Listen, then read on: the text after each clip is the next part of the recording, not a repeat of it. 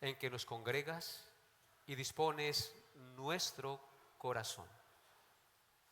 Gracias porque tú pones a alguien que nos hable la verdad, que nos exhorte y nos guíe por el camino que debemos seguir, para no andar de acuerdo a nuestras opiniones ni a las intenciones y deseos de nuestro corazón, sino conforme a la luz de tu verdad que nos fue dada.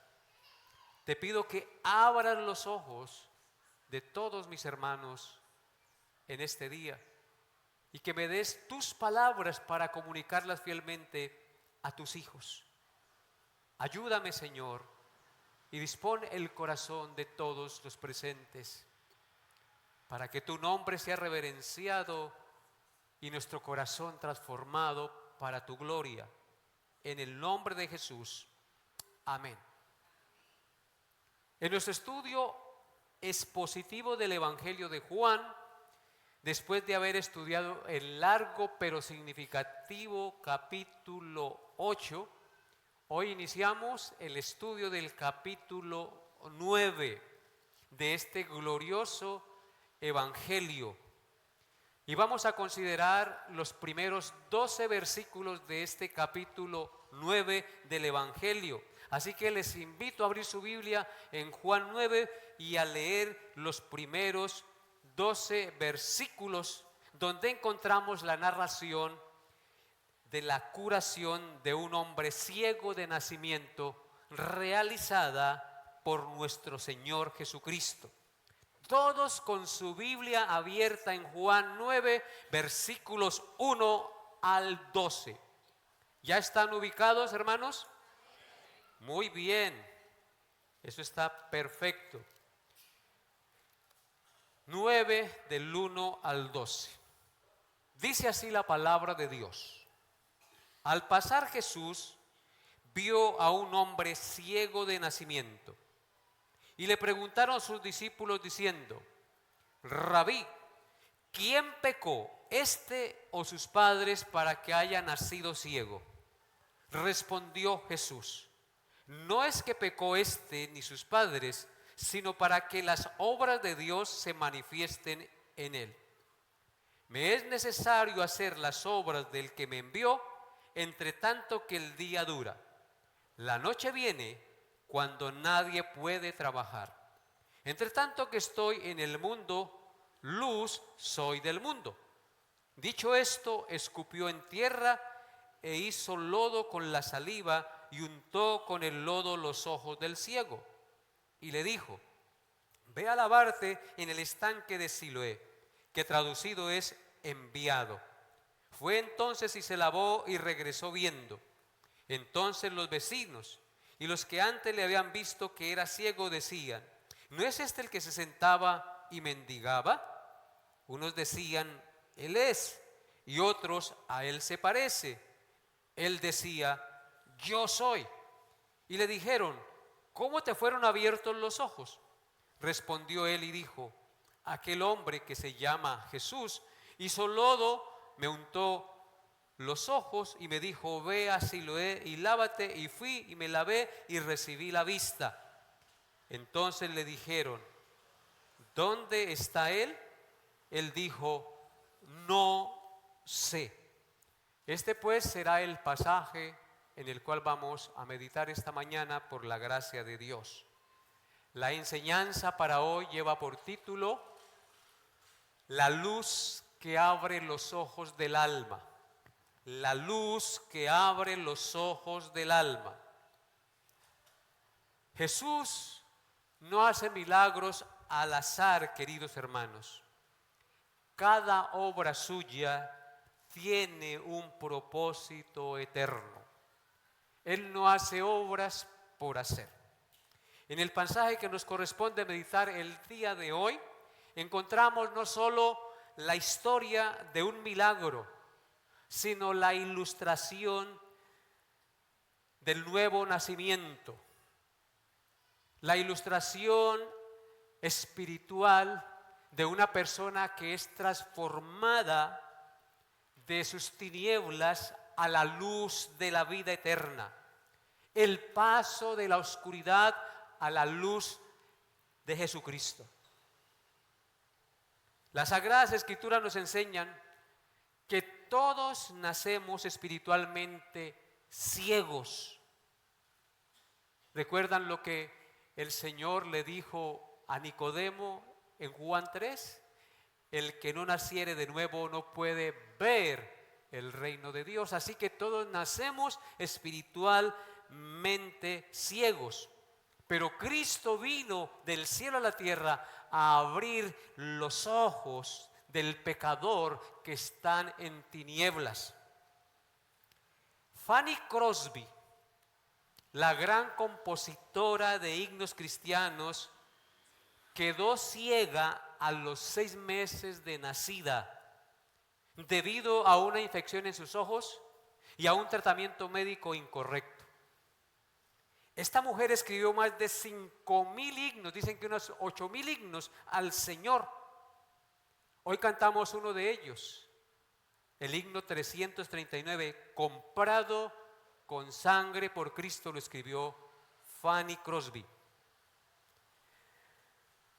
Fanny Crosby se convirtió en una de las compositoras cristianas más importantes de la historia. Cuando le preguntaron a ella si lamentaba su ceguera, ella respondió: no lo lamento, porque cuando llegue al cielo, el primer rostro que veré será el de mi Salvador. Gloria a Dios. Así también el ciego de Juan, capítulo 9, fue bendecido porque en su oscuridad conoció al que es la luz del mundo, a nuestro glorioso Salvador. Dios le abrió los ojos del alma para que pudiera contemplar la belleza del incomparable Salvador nuestro, nuestro Señor Jesucristo.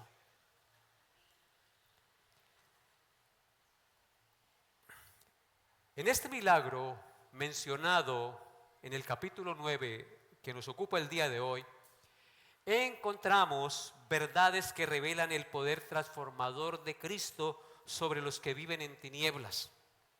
Y en estas 3 verdades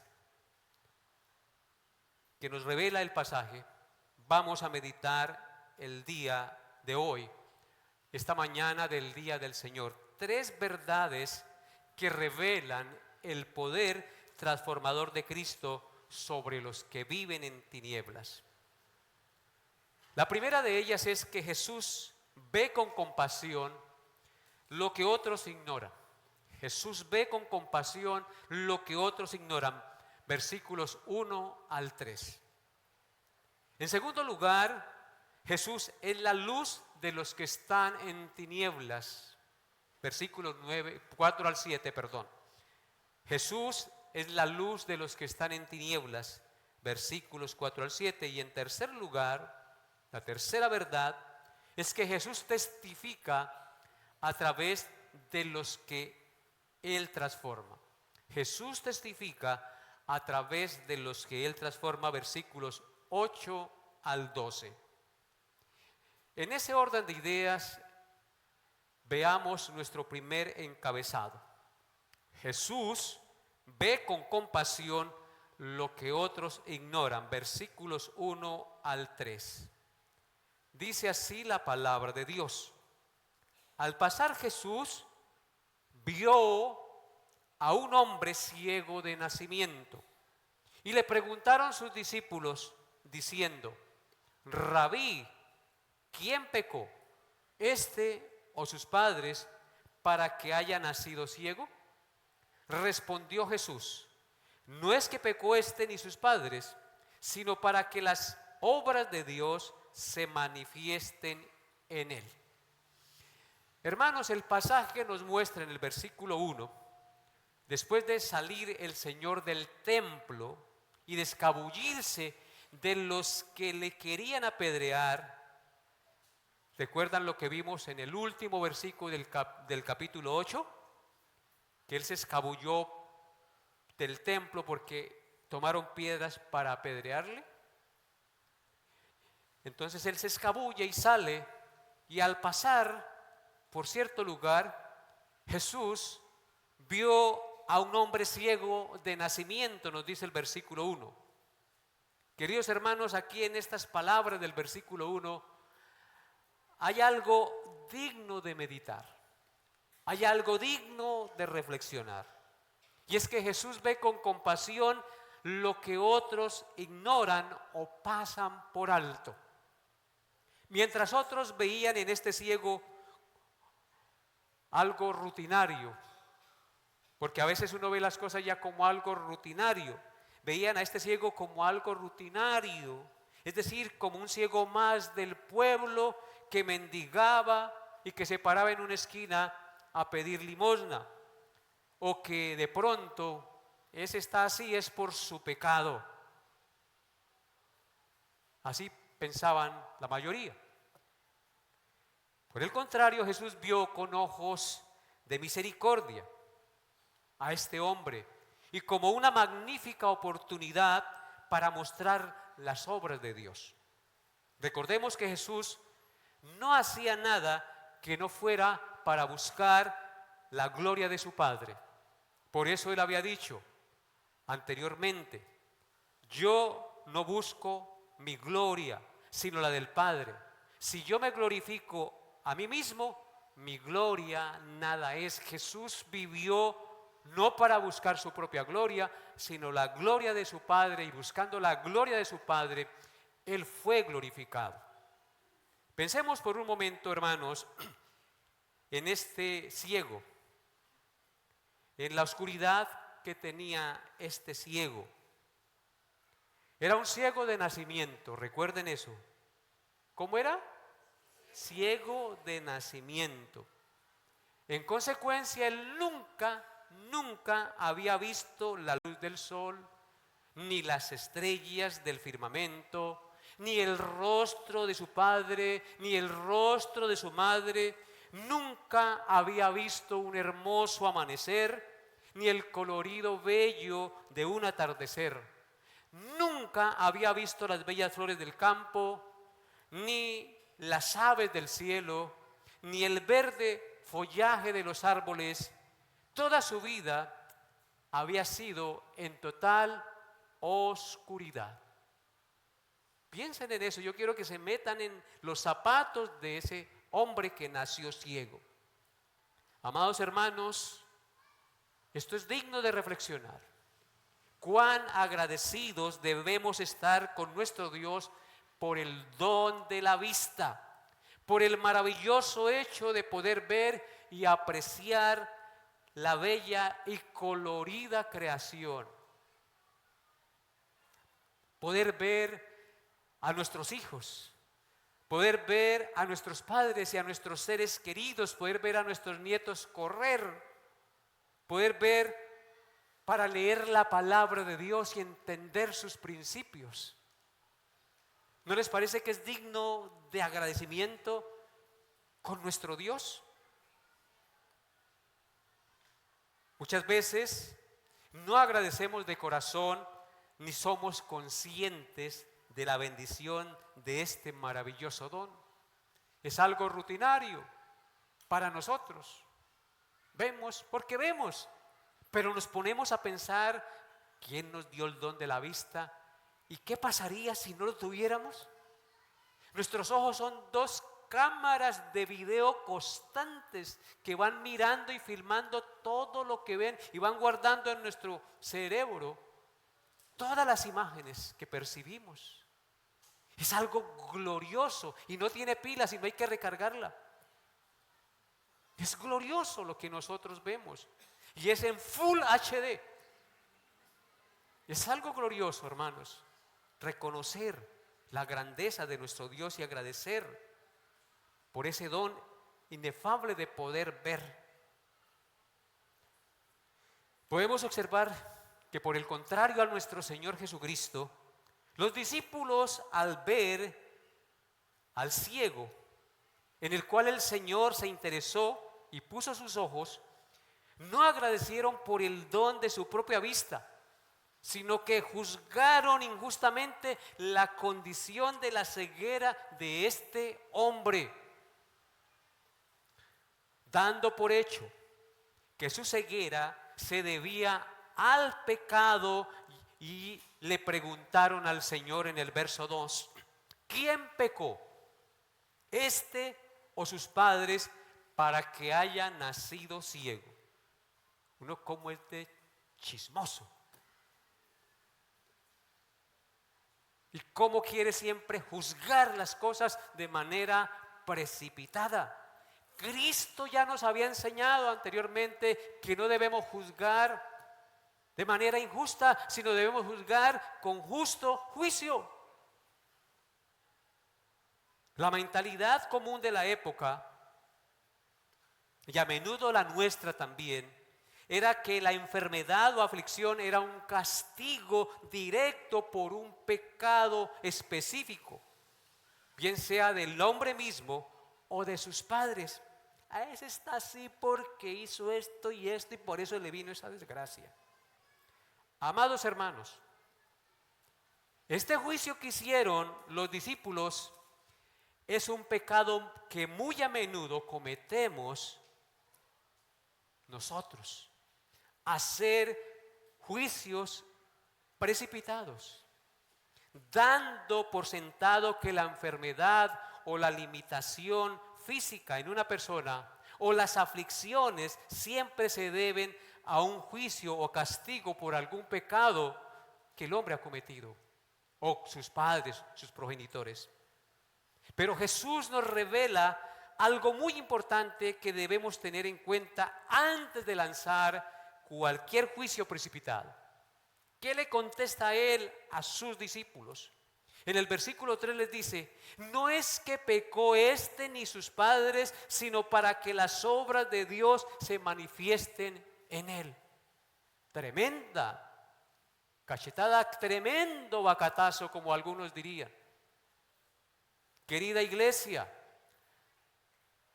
Jesús con esta declaración está redefiniendo el sufrimiento humano que muchos tenían en su época y que muchos aún siguen teniendo en nuestra época.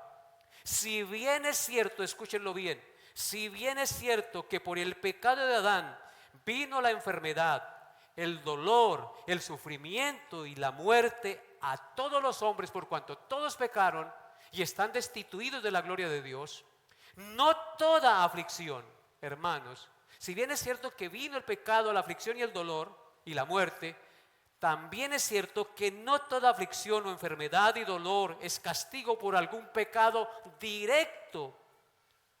A veces sí, pero a veces no. ¿Qué dije yo? A veces sí, pero a veces no. No siempre una enfermedad es producto del pecado de la persona o de sus padres. A veces hay cosas que vienen como castigo por nuestro pecado, por nuestra testarudez, pero a veces Dios en su soberanía permite la aflicción en una persona no por algún pecado que haya cometido, sino para mostrar su poder y su gloria y para pulir el carácter y purificar la fe de la persona, llevándola a un mayor nivel de humildad y de madurez espiritual, convirtiéndose así esta persona en un escenario de la revelación de la gloria de Dios. Ejemplo, Job sufrió dolor y calamidad extremas.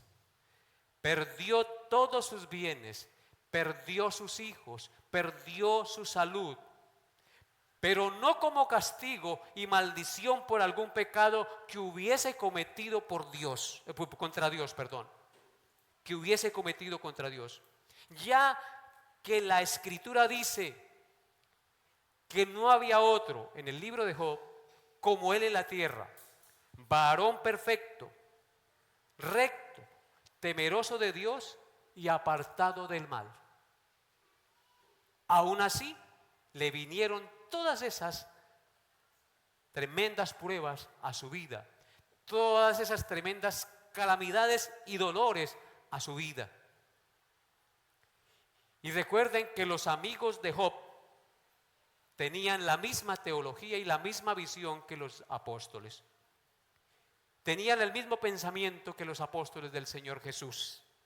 Le decían que él había pasado todas esas calamidades como reprimenda por haber cometido algún pecado contra Dios en su vida. Así que esto no es nuevo, esto es muy viejo. Pero aquí el Señor, hermanos, nos enseña que este hombre nació ciego no porque sus padres hubiesen cometido pecado, ni porque él hubiera cometido algún pecado, sino para que las obras de Dios se manifestaran en él. Amados hermanos, esto que dice el Señor Jesús acerca del ciego de nacimiento nos lleva a tres conclusiones. En primer lugar, nos lleva a entender que las palabras de Jesús nos hacen poner el foco en la gloria de Dios. Las palabras de Jesús dichas a estos apóstoles en el evento que va a ocurrir en este capítulo 9, nos llevan a poner el foco en la gloria de Dios. La respuesta de Jesús cambia el enfoque del por qué. En realidad, el punto no es encontrar la razón para el sufrimiento de alguien, sino más bien entender que Dios usa ciertas situaciones para mostrar su obrar y su gloria en nuestra humana debilidad. Siempre preguntamos ¿por qué? ¿Y por qué no pensamos más bien el Señor todo lo que hace y permite es porque quiere mostrar ¿qué cosa? Su gloria, aunque a nosotros nos parezca incoherente y nuestra razón no lo admita?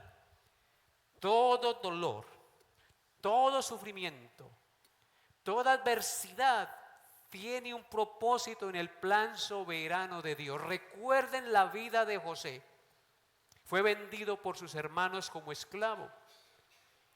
Y como era un varón temeroso de Dios, el que lo compró, Potifar, vio en él virtudes y lo puso como mayordomo de su casa, pero su mujer puso la mirada en José y quería tener relaciones con él, y él, por ser íntegro, no quiso. Y entonces fue acusado falsamente de querer abusar de ella. ¿Y a dónde resultó José? En la cárcel. Y en la cárcel se comportó bien y fue puesto en un alto cargo, estando en la cárcel. Y como Dios le había dado el don de la interpretación de sueños,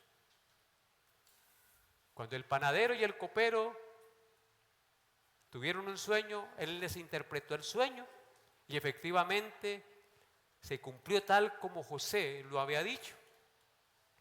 Y les dijo: cuando esto se cumpla, acuérdense de mí. ¿Y qué pasó con los que se olvidaron de él? Lo dejaron en la cárcel. Después lo sacan y es puesto como segundo hombre de Faraón. Y sus hermanos son llevados allá a pedir comida. Y cuando sus hermanos reconocen la falta que han cometido, José, ¿qué les dice? Vosotros pensasteis mal contra mí, pero Dios lo encomendó, lo caminó para bien, para tener en vida a mucho pueblo. Todo lo que pasa en nuestra vida tiene un propósito definido por Dios. Dios no hace las cosas al azar. Él está llevando a cabo un plan maravilloso y perfecto en cada uno de nosotros. Usted no está hoy aquí en este lugar por casualidad o porque usted quiso venir. Usted está aquí porque está dentro de los planes y propósitos de Dios para su vida, para que escuche esto y sea confrontado con la verdad de Dios y voltee la mirada a Dios y confíe en el Dios que tiene el control sobre todas las cosas.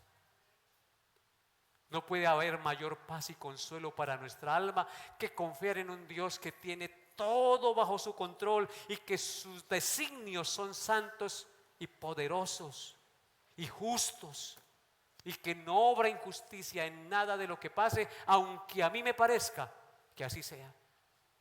Bendito sea su santo nombre. ¿No es verdad? Porque a los que aman a Dios, todas las cosas les ayudan a bien.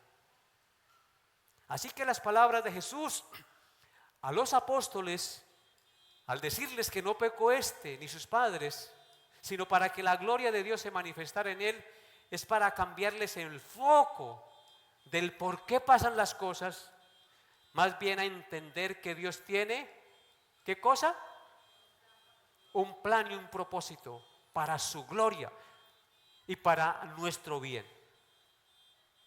En segundo lugar, las palabras de Jesús, dichas a los apóstoles, son consuelo para los afligidos, para quienes sufren desde su niñez calamidades y dolores. A veces uno dice, ese muchacho, esa muchacha, ¿por qué ha sufrido tanto desde su juventud? Estas palabras son un consuelo para esas personas, porque este versículo ofrece un mensaje de esperanza y consuelo en el Señor. Su sufrimiento no es un signo de castigo, sino que puede tener un propósito divino y ser usado por Dios para un bien mayor que trasciende para la eternidad, como pasó con este ciego que todo el capítulo 9 habla de él y de lo que causó esa sanidad en esa ciudad. En tercer lugar, las palabras de Jesús, dichas a sus apóstoles y a todos nosotros también, son una advertencia a los juzgadores. El pasaje es una lección para quienes tienden a juzgar y a especular sobre las razones detrás del sufrimiento de los demás. Porque qué cosa si nosotros somos así. Nos gusta juzgar, pero que no nos juzguen. ¿Y Cristo qué dijo? ¿Por qué miras la paja que está en el ojo de tu hermano y no echas de ver la viga que está en tu propio ojo? Hipócrita, saca la viga para que puedas ver y sacar la basura que está en el ojo de tu hermano. Así que estas palabras son una advertencia para los juzgadores. La interpretación de Jesús enseña a no buscar culpables, sino a ver la soberanía de Dios obrando para mostrar al hombre su misericordia y su poder y gloria sin igual.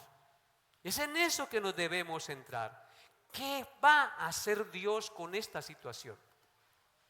¿Cómo actuará Dios para su gloria en este evento y en estas circunstancias que estamos viviendo? En Efesios 2, 4 al 5, el apóstol Pablo dijo lo siguiente, Efesios 2, 4 al 5. Pero Dios, que es rico en misericordia, por su gran amor con que nos amó, aun estando nosotros muertos en pecado, nos dio vida juntamente con Cristo. Por gracia sois salvos. ¿Qué éramos nosotros antes de conocer a Cristo? Muertos espirituales. Estábamos en el mundo sin esperanza y sin Dios. Pero Dios, que es rico en misericordia y por su gran amor con que nos amó, estando muertos en pecado, nos dio vida juntamente con Cristo. Y la palabra vida aquí no es vida física, sino vida espiritual, que trasciende a la vida eterna. Y termina diciendo el texto, y juntamente, por gracia, sois salvos. Por gracia somos salvos. No porque tú tuvieras algún mérito, porque éramos como ese ciego, ciegos a la luz de la verdad. Pero Cristo, que es la luz del mundo, le dio la luz al alma que está en tinieblas, de la cual nosotros hoy estamos disfrutando y gozando una luz verdadera que alumbra a todo hombre. En el Salmo 103, versículo 8, dice el salmista, Salmo 103, verso 8, las siguientes palabras: misericordioso y clemente es Jehová, lento para la ira y pequeño en misericordia. ¡Ay, no! Grande en misericordia. ¿Cómo es Dios? Lento para la ira y grande en misericordia. Si Él fuera de mecha corta, ya no existiríamos en este mundo, ¿no? ¿Sí o no? Él no es como nosotros que somos de mecha corta, que nos dicen algo y inmediatamente ¡pum!, explotamos. Él es lento para la ira y grande en misericordia, y como hijos de Dios debemos imitar a nuestro Padre, siendo como lentos para la ira y grandes en misericordia. Un principio para aplicar en el matrimonio y poder convivir para la gloria de Dios. Habiendo visto nuestro primer punto, Jesús ve con compasión lo que otros ignoran, en los versículos 1 al 3, ahora miraremos nuestro segundo encabezado. Jesús es la luz de los que están en tinieblas, versículos 4 al 7. Dice así la palabra de Dios: me es necesario hacer las obras del que me envió, entre tanto que el día dura. La noche viene cuando nadie puede trabajar. Entre tanto que estoy en el mundo, luz soy del mundo, dice Cristo. Dicho esto, escupió en tierra e hizo lodo con la saliva y untó con el lodo los ojos del ciego. Y le dijo: ve a lavarte al estanque de Siloé, que traducido es enviado. Fue entonces y se lavó y regresó viendo. Aleluya, qué maravilloso lo que vemos ahí en la narración. Ustedes tienen que acostumbrarse a meterse en la escena, a trasladarse 2000 años atrás y a tener la vivencia. Y verá que así no se queda dormido, hermana y hermano. Pues yo sé que hay muchos aquí que comienzan a llamar al pastor, pero hay que hacer fuerza, hermanos, y vencer ese sueño que a veces, porque ¿quién es el que no quiere que escuchemos la palabra de Dios? Nuestro adversario, el diablo, porque él sabe que si escuchamos y estamos atentos a la palabra de Dios, la palabra de Dios nos limpia, nos confronta y nos anima a ser mejores criaturas, mejores hijos de Dios. Dice el versículo 4 de nuestro segundo pasaje: me es necesario, dice Cristo, hacer las obras del que me envió, entre tanto que el día dura. La noche viene cuando nadie puede trabajar. En esa época no había luz eléctrica y cuando terminaba la luz del día todos a dormir, porque ya no había luz para hacer las cosas. Hoy en día la gente 24/7. Entonces, la expresión me es necesaria, mencionada en el texto, hacer las obras mientras el día dura, es una metáfora de la vida de Jesús en la tierra y hace referencia a un tiempo específico y limitado para cumplir la voluntad de Dios en su vida terrenal. Aquí no está hablando realmente de manera literal a las 24 horas del día, sino a algo más extenso, a su tiempo específico de su ministerio en la tierra. Por eso es una metáfora de la vida de Jesús en la tierra y hace referencia a un tiempo específico y limitado para cumplir la voluntad de Dios en su vida terrenal. Nosotros tenemos un tiempo limitado que el Señor nos da para hacer lo que Él nos ha mandado a hacer, y tenemos que aprovechar bien el tiempo para hacer lo que el Señor nos ha mandado a hacer y no desperdiciarlo en baladíes ni en cosas superfluas, sino en lo que realmente tiene trascendencia eterna y va para la gloria de Dios. La expresión "la noche viene cuando nadie puede trabajar", mencionada en el texto, representa la muerte de Jesús y el tiempo posterior, cuando ya no estaría físicamente presente en la tierra para realizar milagros y enseñar directamente, como lo estaba haciendo, a su pueblo. En conclusión, Juan 9:4 subraya la urgencia que el Señor tiene de llevar a cabo su ministerio para salvar y traer luz al mundo. Y al mismo tiempo nos muestra la necesidad de que los creyentes también trabajen haciendo la obra del Señor mientras tienen la oportunidad de hacerlo. Dura confrontación, ¿no les parece? Debemos entonces aprovechar nuestro día para hacer la obra de Dios. Este día que pasa ya no lo volveremos a tener, hermanos. No podemos rebobinar y volver a vivirlo. Ya pasó. Lo que pasó, pasó. Ya usted no tiene los 15. Ahora tiene los 60, los 70, los 40. Y ahí va andando el tiempo. Por eso debemos pedirle al Señor que nos dé sabiduría para aprovechar bien el tiempo, porque los días son malos, hermanos. No son malos porque Dios los haya creado, sino porque hay maldad en el tiempo en el que nos tocó vivir. Así que debemos aprovechar nuestro día para hacer la obra de Dios, ya que la noche, es decir, la muerte, eventualmente llegará para todos y ya no podremos hacer nada, porque en la tumba ya no podemos hacer obra. Eclesiastés 9:10 dice: todo lo que te viniere a la mano para hacer, hazlo según sus fuerzas, porque en el Seol, en la tumba, a donde vas, no hay obra, ni trabajo, ni ciencia, ni sabiduría. Allá no podemos hacer nada. Entonces la pregunta es: ¿en qué está usted invirtiendo la mayoría de su tiempo? Yo no le digo aquí que usted no trabaje para el sustento de su familia, pero ¿en qué está invirtiendo usted su tiempo?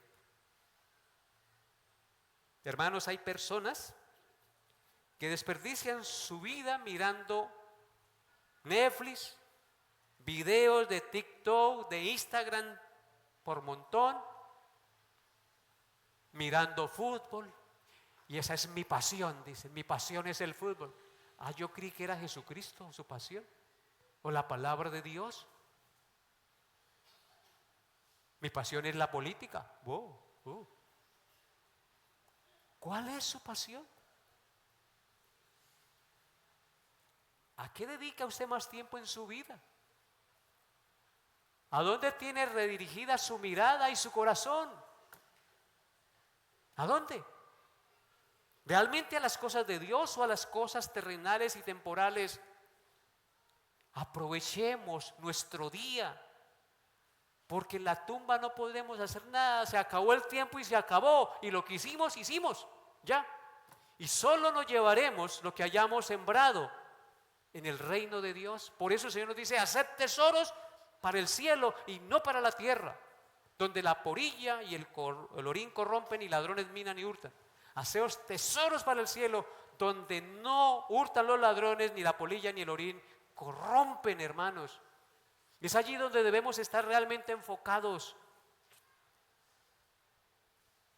Isaías 38:18 dice, Isaías 38:18: porque el Seol no te exaltará, ni te alabará la muerte, ni los que descienden al sepulcro esperan tu verdad. Amén. ¿Leyeron eso conmigo, hermanos? ¿Sí ve que solo tenemos una oportunidad para hacer las cosas? En el Seol, porque el Seol no te exaltará, ni te alabará la muerte, ni los que descienden al sepulcro esperan tu verdad. Porque ya usted, una vez uno muere, mueren nuestras palabras, solamente quedará aquello que hayamos sembrado, el legado que hayamos dejado. Es una realidad. El verso 5 de Juan 9 dice: entre tanto que estoy en el mundo, dice Cristo, luz soy del mundo. ¿Si notan lo que tiene Cristo en mente siempre? Su enfoque. Él dice: mientras yo esté en este mundo, voy a ser luz del mundo. ¿Y usted, amado hermano y hermana? Mientras esté en este mundo, ¿qué va a hacer usted? ¿Luz o tinieblas? Espero que luz. Jesús vuelve y se identifica aquí en este texto como la luz del mundo o la fuente de la iluminación espiritual para el hombre en la tierra. En Juan 8:12 Jesús había dicho: yo soy la luz del mundo. El que me sigue no andará en tinieblas, sino que tendrá la luz de la vida. Jesús declara en este versículo 5 que su presencia física en el mundo era limitada. En consecuencia, debía aprovechar cada momento para realizar las obras que el Padre le encomendó antes de su partida al Padre. Es decir, ser luz del mundo que ilumina y trae esperanza a las naciones que están en las tinieblas de su pecado. Por eso él dice: entre tanto que estoy en el mundo, luz soy del mundo. O sea, él sabía que solo tenía ese tiempo en la vida física para hacer eso.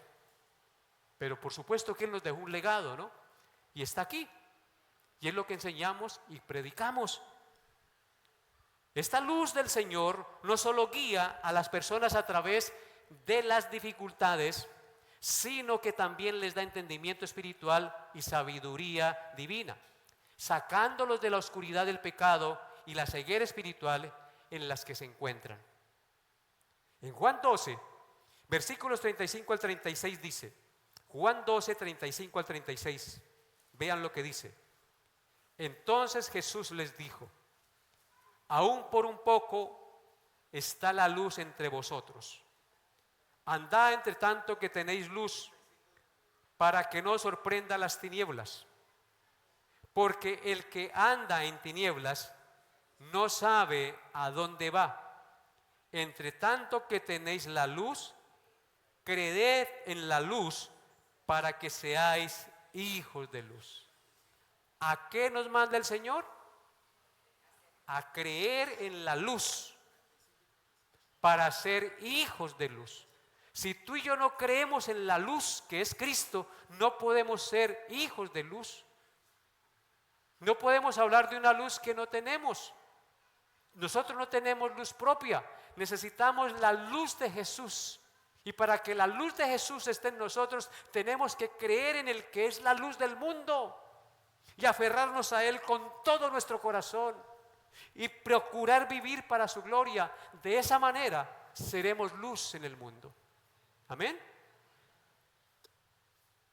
Continúa diciendo los versículos 6 y 7 de nuestro pasaje.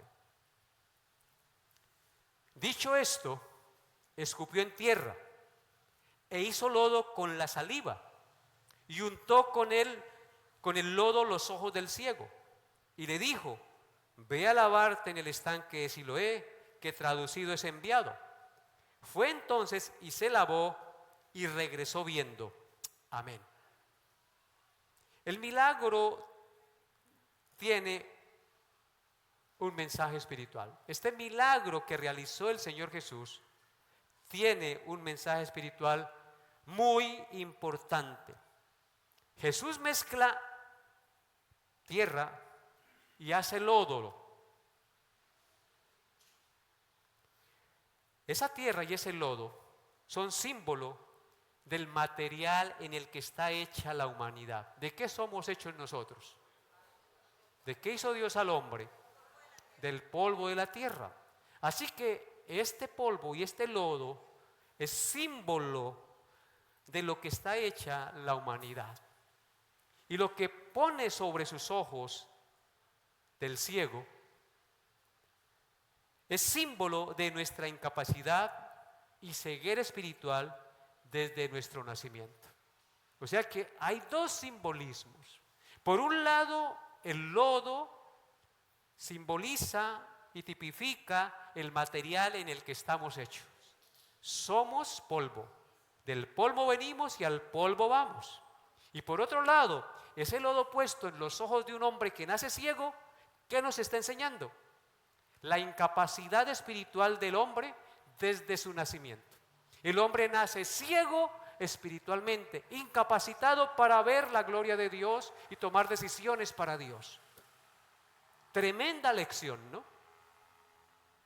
Luego de enseñarnos esto, lo envía a que se lave con agua al estanque de Siloé, que significa enviado.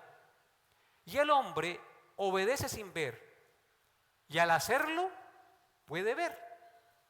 Jesús no optó por una curación instantánea y directa como lo había hecho en otras ocasiones, porque él lo podía hacer, sino que optó por este método extraño que nos enseña esas dos verdades que les acabo de compartir, para enseñarnos que somos polvo y que nacemos ciegos y que solo Él nos puede dar la luz de la vida, traer luz al alma. El ciego de nacimiento fue y se lavó sus ojos en el estanque de Siloé como el Señor le mandó. El ciego de nacimiento demostró allí su fe y su obediencia, y su sanación se convirtió en un acto público y una declaración poderosa de Jesús como el Mesías prometido. Por eso el Señor nos aconseja a todos nosotros, hermanos, en Apocalipsis 3:18. Apocalipsis 3:18 dice: por tanto, yo te aconsejo que de mí compres oro refinado en fuego para que seas rico, y vestiduras blancas para vestirte, y que no se descubra la vergüenza de tu desnudez, y unge tus ojos con colirio para que puedas ver. Solo en Jesús está la verdadera riqueza, solo en Jesús están las vestiduras de nuestra salvación, y solo en Jesús está el colirio para que nosotros podamos ver su gloria y entender su majestad. Amén. Solo Él tiene esas facultades, por eso tenemos que acudir a Él prontamente.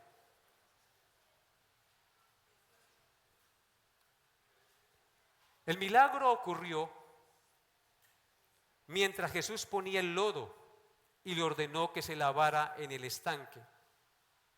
Ahí ya había ocurrido el milagro, pero requería que el hombre creyera y obedeciera la orden del Señor.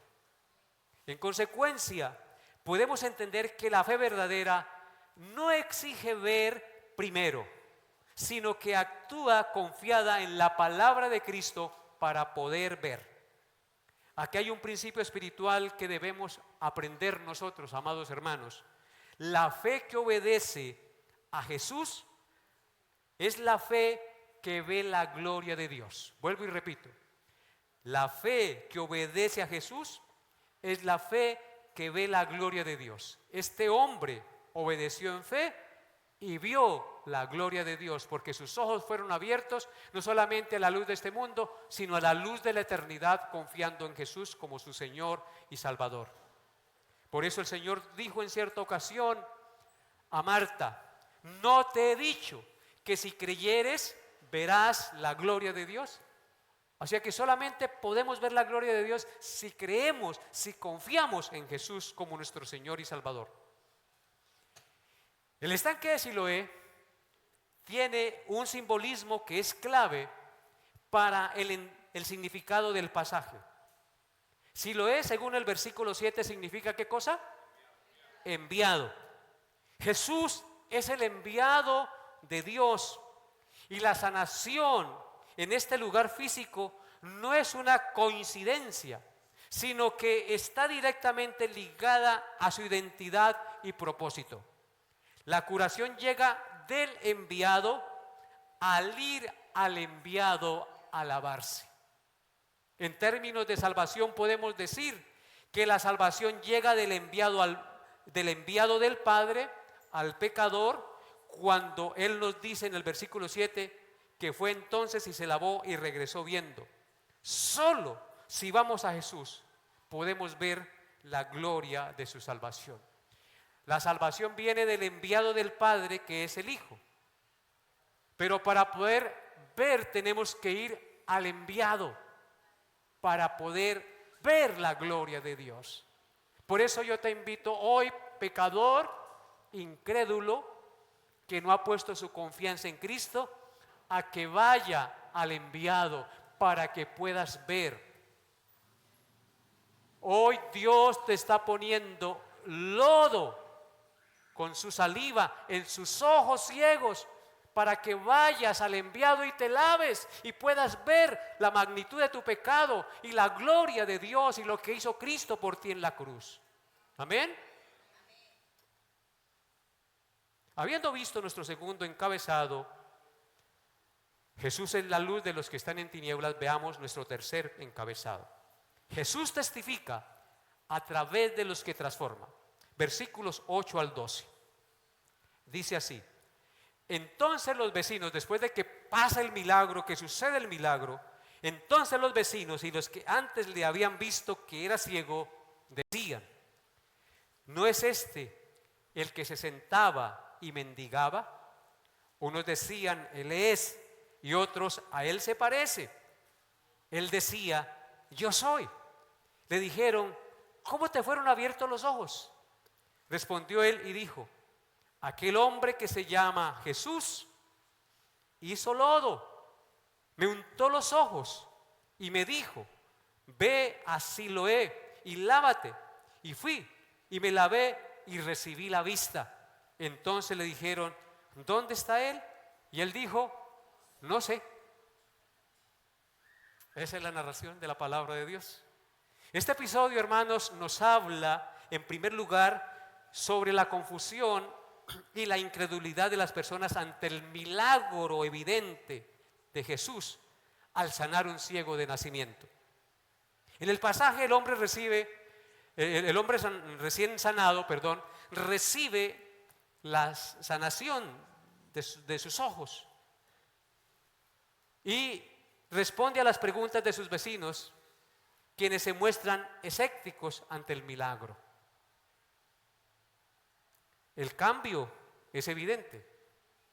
Ciego durante toda su vida, pero ahora este hombre puede ver, es un cambio evidente. Su nueva condición era tan inesperada para la gente que generó un debate sobre su propia identidad. Algunos decían: parece que es él. Otros decían: es él. Y él decía: yo soy. Se formó un debate. Se formó un debate a causa del milagro. Se formó un debate. El hombre ya no es el mismo. El milagro de Jesús produce una transformación visible en este hombre y para la gloria de Dios. Hermanos, la vida nueva, obrada por el Señor, siempre genera confusión y asombro en los que aún viven en tinieblas. Ahora no se toma ni una cerveza, el santurrón. Ahora ya no se junta con nosotros, se cree mejor familia. Cuando Cristo toca nuestra vida, pues nos apartamos de aquellos que no viven conforme a la voluntad de Dios. Y eso pues trae una confrontación a la vida de los demás y habladurías en contra nuestra. Pero esa es la realidad que debemos enfrentar. Entonces el pasaje nos muestra la resistencia humana a los milagros de Jesús. A pesar de que el hombre estaba presente y podía ver, la gente rehúsa aceptar su nueva realidad de ser un hombre que ahora puede ver por el poder del Señor. Yo no puedo creer que ese tan borracho, mujeriego, parrandero y jugador ahora ande con una Biblia bajo el brazo y vaya a la iglesia y su vida haya cambiado. Se rehúsa la gente a creer que Dios puede obrar un milagro de transformación en un pecador. ¿Saben por qué se rehúsan? Porque no creen que Dios es poderoso para hacerlo. No dudemos del poder de Dios para transformar cualquier corazón. Yo sé que hoy está ahora obrando Dios con su poder en alguna vida que está aquí presente. Aún en los que ya conocemos al Señor, Él está reafirmando nuestra fe para seguir caminando en fe cada día de nuestra existencia, mientras el día de nuestra existencia dura. Así que hay resistencia humana a creer el cambio. Hermanos, este pasaje sirve como una metáfora para ilustrar la ceguera espiritual de la humanidad. Aunque el hombre había sido sanado físicamente, los que lo rodeaban permanecían ciegos espiritualmente, incapaces de ver la obra de Dios a través de Jesús. Su incredulidad es una muestra de que no todas las personas que ven un milagro son capaces de reconocer a su autor. Por eso es que uno no debe hacer alarde en una iglesia, venga que aquí hay sanidades y milagros, porque eso no garantiza la conversión de una persona. Si bien es cierto, Dios es poderoso para sanar, nuestro llamado no es a que vean un milagro, nuestro llamado es a que se arrepientan y reconozcan su pecado y confíen en aquel que murió en la cruz para salvarlos. ¿O no es así?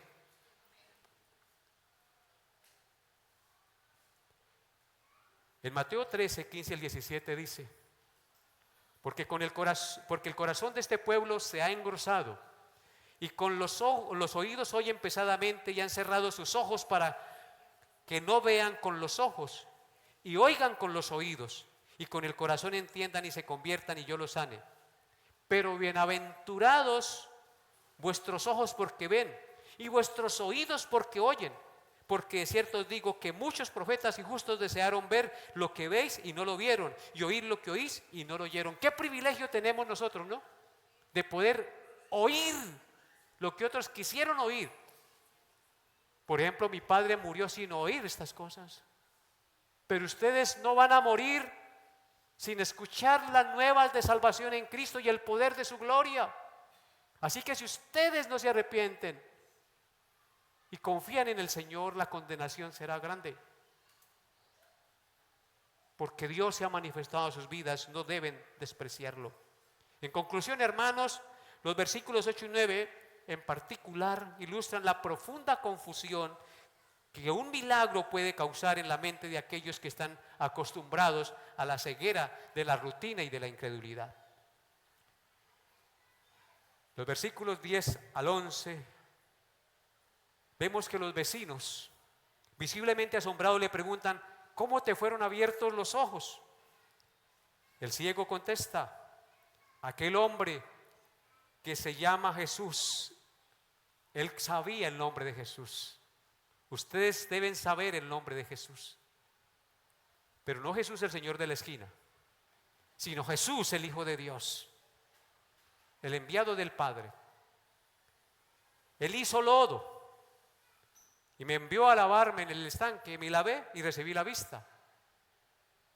Así debe ser nuestro testimonio, tal cual como lo recibimos, sin añadirle y sin quitarle, tal cual como pasa.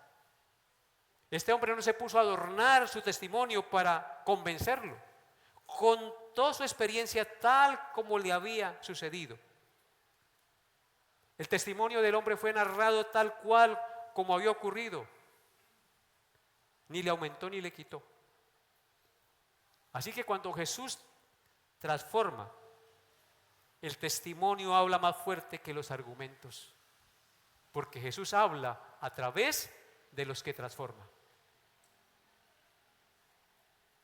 ¿Y cómo termina nuestro pasaje? Otra vez Jesús les habló diciendo: yo soy la luz del mundo, el que me sigue. Perdón, estoy en el 9, en el 8, perdón. Ya. Dice así. Entonces le dijeron: ¿dónde está Él? ¿Y qué dijo él? No sé. Él no se puso, no como que se fue del vecino, no, yo no sé dónde está. Él habló sinceramente y no se puso a inventar. El ciego vio físicamente y espiritualmente, pasó de la oscuridad a la luz, de clamar por una limosna a proclamar a Cristo. ¿Y tú, amado hermano, qué harás? ¿Qué harás con el conocimiento de Jesús? Lo que ha hecho Jesús en tu vida tiene que ser proclamado a los cuatro vientos, tal como le ha acontecido y tal como le ha sucedido, sin quitarle y sin añadirle. Entonces, hermanos, que este suceso de la vida del ciego de nacimiento, que ya no es ciego, sino es un ex ciego que ahora ve la luz y que su alma fue transformada, quede en nuestra mente y en nuestro corazón, porque eso es una ilustración de lo que el Señor mismo ha hecho en nuestra propia vida, si realmente has creído y confiado en Jesús. Colóquese de pie y vamos a orar. Amado Dios, ayúdanos a ver más allá de las apariencias. Antes de la sanidad, los discípulos veían al ciego solo como un mendigo que estaba en una esquina pidiendo limosna. Y no se preocupaban más que por el origen de su condición de ciego. Pero no se preocupaban por la sanidad de su alma, ni por la luz de su alma. Pero Jesús nos enseña, y así nosotros debemos aprender de nuestro Maestro, que debemos preocuparnos por la luz del alma de las personas que no te conocen, para que la luz de Jesús disipe las tinieblas de su propia vida. Señor, ayúdanos a confiar en ti cada día y perdona nuestros pecados, Padre. Gracias por el calor que está haciendo, Señor. Gracias por la luz del día. Gracias por poder ver. Gracias por poder sentir. Gracias por tocar nuestra conciencia, Señor. Ayúdanos a creer y a confiar en ti cada día. Somos débiles, somos barro, somos ciegos y solo tú puedes abrir la vista al ciego espiritual. Ven y abre los ojos del alma y permite que muchos vean tu gloria, te conozcan y sean salvos. Te lo pedimos, glorioso Dios, en el nombre de Jesús. Amén y amén. Que la paz de Dios, que sobrepasa todo entendimiento, guarde sus corazones y sus pensamientos en Cristo Jesús. El culto ha terminado, Dios lo lleve en su paz. Y recuerden que tenemos curso de membresía.